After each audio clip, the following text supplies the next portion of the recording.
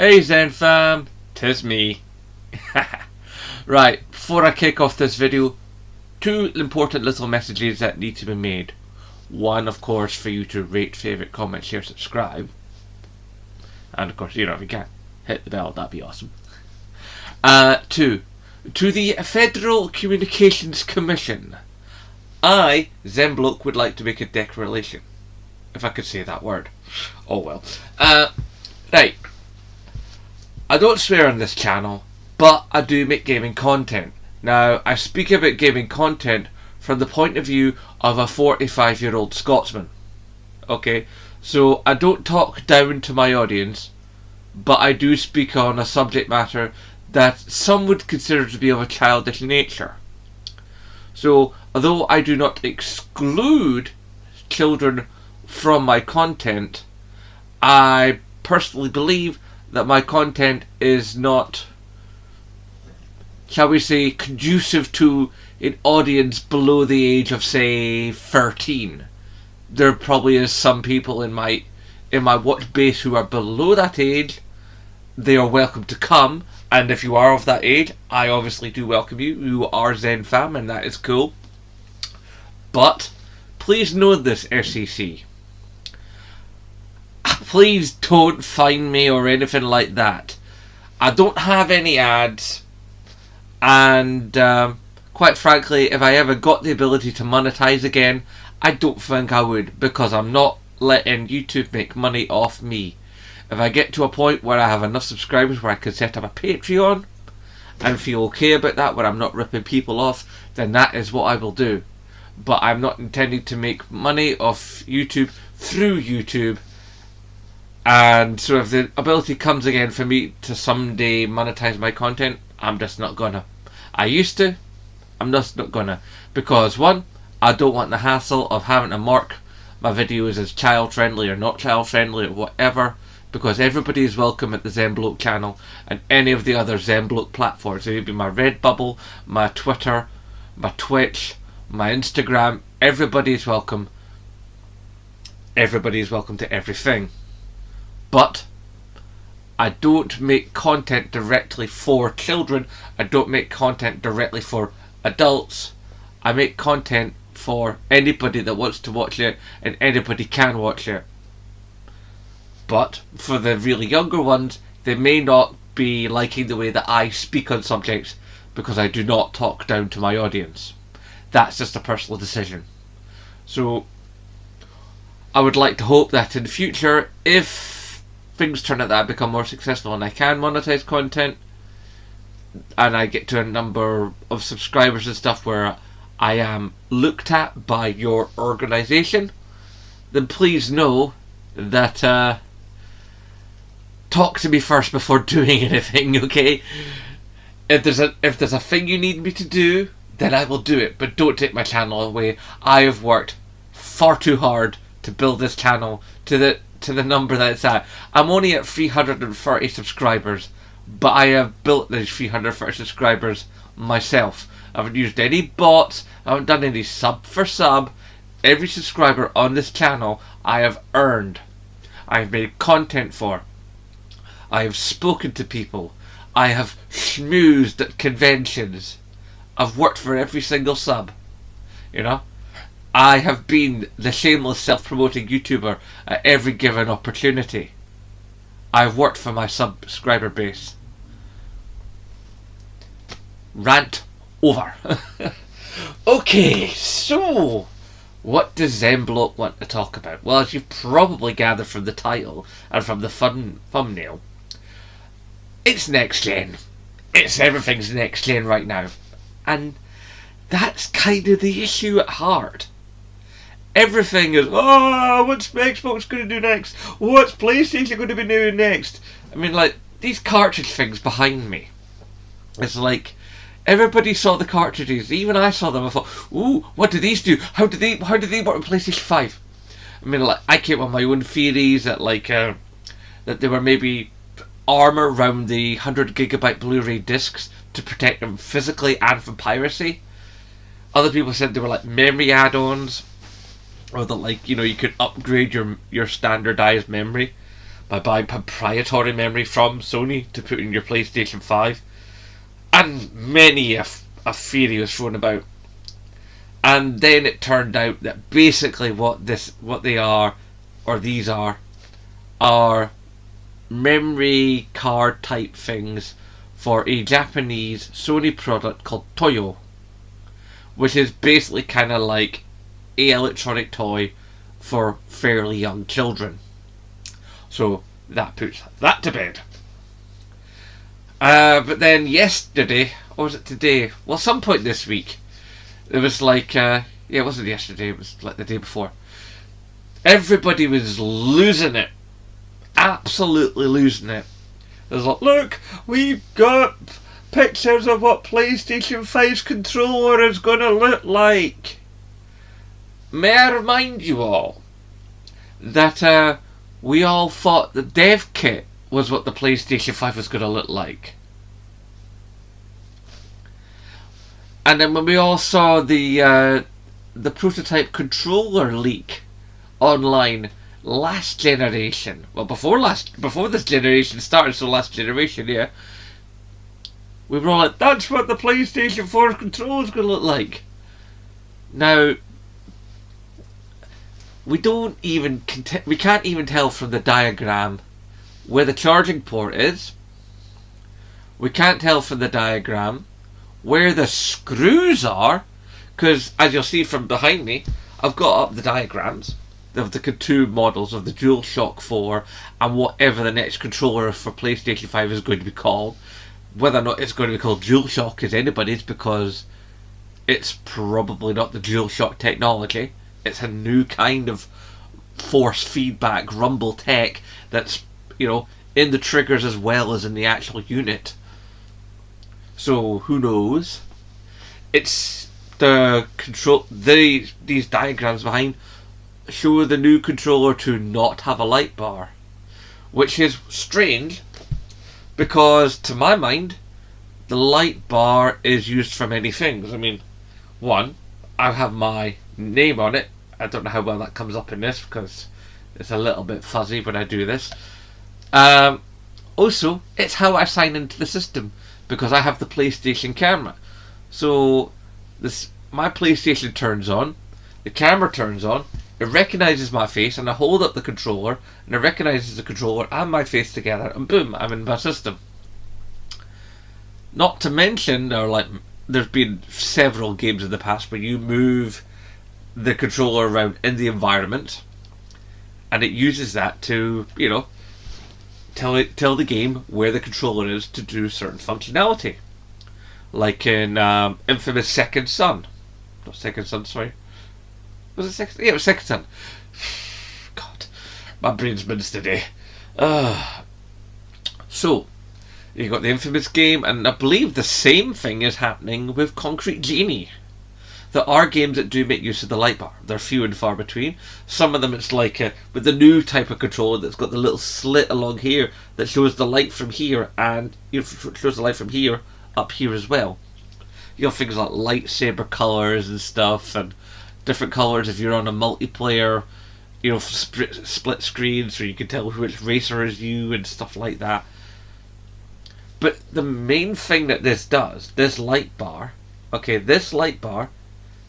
is used in operation with PlayStation VR. And that's important because it's for positional data. It can tell, by the shape and size and orientation of the light where the controller is for VR games that just use this instead of the move sticks. Oh, little thing I have to tell you with the move sticks, right? If you have PlayStation 3 technology move sticks, that's great. They'll work with PlayStation 3 and PlayStation 4 and of course PlayStation Move.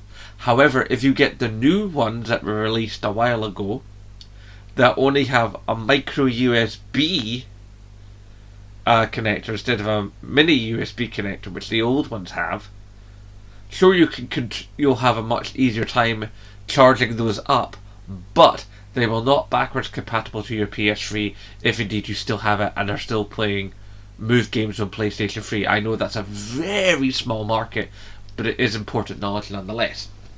But I digress. So, you have your games that use your software that uses the light bar, both in PlayStation VR and on PlayStation itself, and for opening up your PlayStation. No, I just think it looks cool.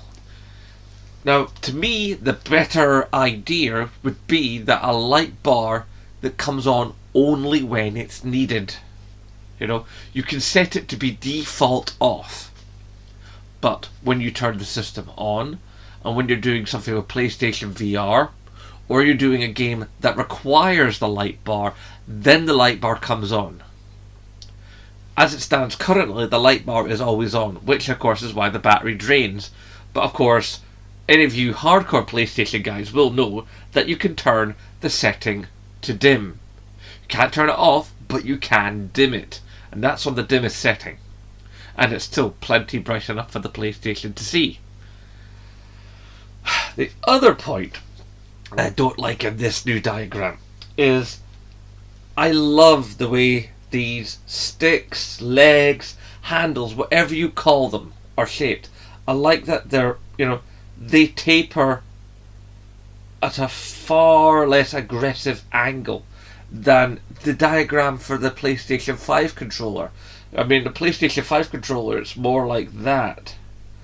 It's more kind of, if I put my finger in, see that gap? That's more like what it's like. And I like this handle. It feels nice. The second I held one of these in game, before the system came out for release, when it was preview units, I was like, oh, that's good. This feels lovely. And the idea that it's going to be wider at the top, I mean, I'll probably learn to live with it. And it will be a bit like how it was before on the last resets of controllers. But I really like this shape. This shape here. It's ergonomic. It's comfortable. But the other thing that I notice is that at the ends here, the line splits across here, and the grip surface is underneath comes round onto the end and comes and wraps round. And I like that. I like having that feel in the palm that, like, if you're doing a tricky maneuver, where you have to cradle it, you get a little bit of grip in your palm and you can do things, Or, you get it, like, on the knee, and it feels right there. It's sort of like in that little gap between the patella and the muscle. That nodule there sits in lovely. So if you had to do complicated things like in, say, something like Detroit Become Human, and I'll bring my knee up, right? And you're trying to do one of those multi-touch holes where you're doing this thing, this thing, this thing, this thing, and that thing. Gives you that sense that you can get a grip of it. And I really like this. I like this bump. I really do, because it sort of gives you a centering point, and it just feels nice. And obviously it's a place that gives you an idea of where the recharge is. And of course, the headphone jack. Now, I've never been quite sure what this extra slot is for, but the headphone jack, I do love it. And as you can see, as you've all seen from the diagrams, the new one seems to have 2 jacks.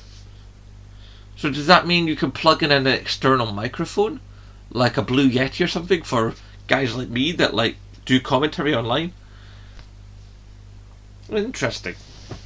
But looks like you can still plug in a headphone, thankfully, because not everybody can afford a headset. But people are saying that the little speaker slot, like this has here, is also on the new one, and that the new one will have a microphone built in, which is kind of a good thing and a bad thing at the same time. Because, yes, that means that nobody can have an excuse anymore to not be chatting in a lobby. No more dead air when you're playing something like The Division. If you're having a back and forth, you need that back and forth to sometimes plan and strategize. But then, if the microphone's down here, then there's going to be all the clattering from the keys. If you're smashing away on the sticks. And you can hear that there through my microphone. I'll put it next to my mic. You can hear that. That's the sticks. Nobody wants that. Nobody needs that. So if that is the case, that there's a microphone in the body of the controller, that strikes me as a bad idea. But the main thing that gets me with these diagrams behind me is it's hard for the camera to pick this up. But you'll know yourself that there's a screw here, there's a screw here, there's one here, and there's one here. And you can see that in the diagrams behind me. There's the screws. Where are the screws in the other one?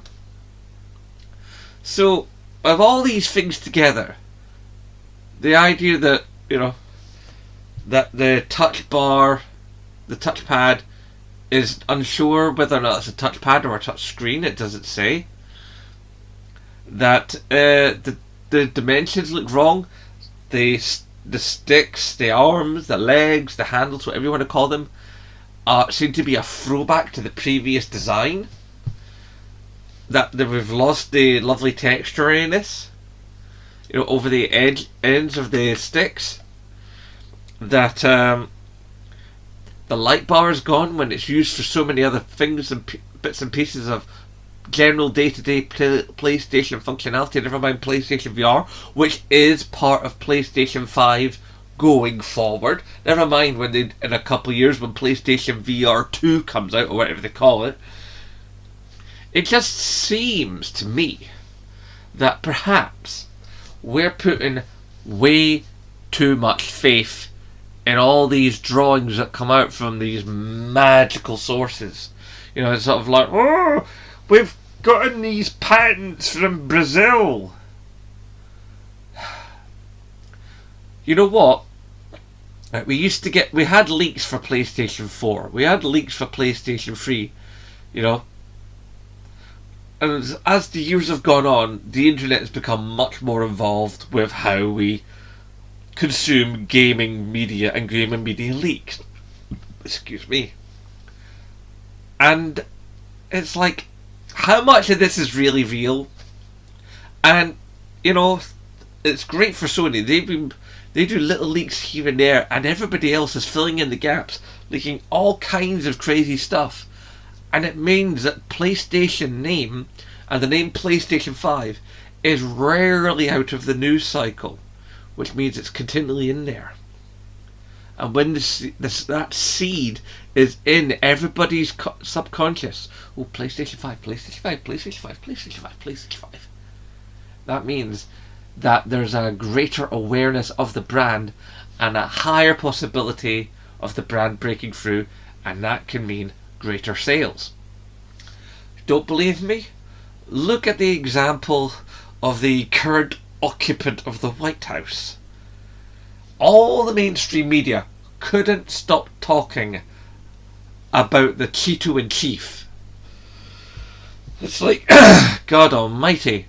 I mean, that orangutan is in the office because, one, he was running against a really rubbish candidate from the Democratic Party. I mean, Hillary Clinton. Oh dear God. Oh God. It's like, what a rubbish candidate. It's like, no, I'm not going to do politics. No. But put it this way, right? Trump was all over the news all the time, on all the papers, all the internet, all the news programs, all the time. So he was ever present in the mind. The only decent thing Trump's ever done is that he pushed Rudy Giuliani out of the race. Because remember, Rudy Giuliani was originally one of the candidates to become president. So we dodged a bullet there. Sorry guys, I'm rotten with the cold. Anyway, so I just want everybody to remember that these prototypes, these leaks, may not be all they're cracked up to be. Just saying. These could be fake news. Oh God. So yeah, until you see the actual controller, until you see the actual system. Until we get an actual date of when the reveal is, on what the price is, on the format, on the services, on what PSN is going to be like next gen. Until we get any of that data, calm down. Alright? Seriously.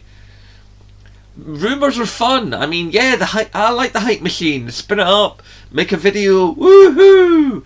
Let's have a guess, let's have a talk about what might be, how exciting. But until it's real, it's not real. Let's just grab a little bit of reality and hold on to it. Because in these days, it's a really hard thing to come across. I mean, with the ideas of conspiracies and fake news and deep fakes and and people being able to 3D print things and put them on the internet and go, look, that's the new thing, and people go, ooh, and then they find out that some guy had a 3D printer in his garage and made it, and then other people are working away on digital art. Digital art is getting better and better and better, and people are making fully fledged videos with beautiful graphics that look pretty much like Sony could have made them. I said, that's what the PlayStation 5 is going to look like. And of course it isn't, because whatever it is that they've made, every single time thus far, these last 4 generations, it's never looked like what people have thought it was going to. If you don't believe me, go to the internet and tap in PlayStation 3 concept, PlayStation 4 concept, even PlayStation 2 concept, and just put it into Google Images, and the things you will see, none of them bear even the smallest resemblance to what eventually came out. So, like I said, till it happens, it's all geek. All of it. Until we actually see it, until it is revealed. Yeah, I mean, today there was a thing in my feed, on my news feed on my phone. Oh, it's going to come out on the 20th of November 2020. Which sounds good, 2020. It's yeah. And the reason they want to do that is because it will still be within the 25th year of PlayStation. That's why they want that date, not the previously idea of the 2nd of December. Also, that's too deep into the year for Christmas sales and blah blah blah. But you know what? That could be true, but equally, it could be complete and utter nonsense. So, head on, alright? Calm yourselves. Aye, have the discussion, have the bit of fun, but when it gets right down to it, till it's actually here, it's pretty much meaningless. Now, don't get me wrong, I love a good PlayStation 5 discussion. I mean, I follow enough channels that do that. I mean, Mr. Tobe Gaming himself, I enjoy his content quite a lot. But you have to know when to pull the reality plug. Anyway, enough ranting from me. You've seen the thingies? Now you see the still that I've been throwing up at the end of all my videos recently. Hashtag support your Scottish YouTubers. I.e. guys like me. And of course, no bother.